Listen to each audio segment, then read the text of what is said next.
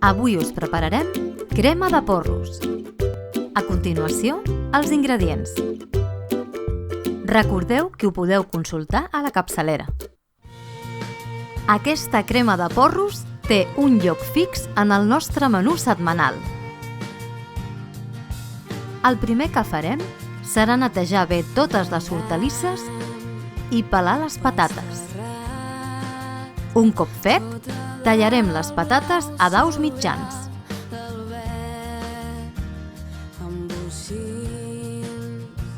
Seguidament, tallarem la ceba tendra a trossos no molt grans.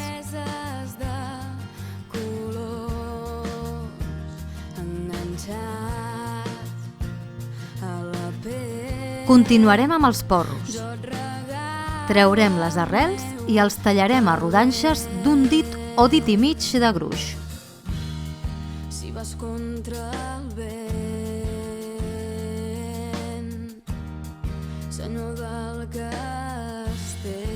En una cassola posarem una miqueta d'oli d'oliva a escalfar i li tirarem la mantega. Un cop desfeta, afegirem els porros, la ceba tendra i les patates. Afegirem una mica de sal, donarem unes voltetes, ho taparem i ho deixarem durant uns 5 minuts. Passat aquest temps, afegirem 1 litre de caldo de pollastre.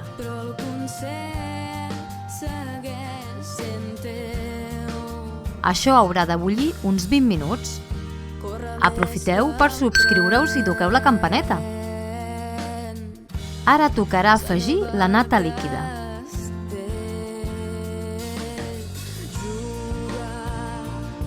Ho cuinarem durant 5 minuts més. Un cop tanquem el foc, ja podrem triturar amb la batedora de mà fins que no quedi cap tros sencer.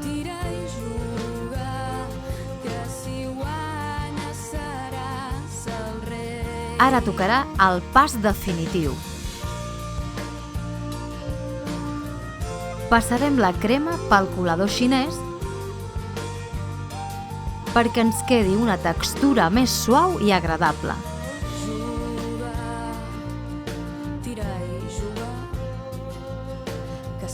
Un cop llesta, cap al plat i a gaudir.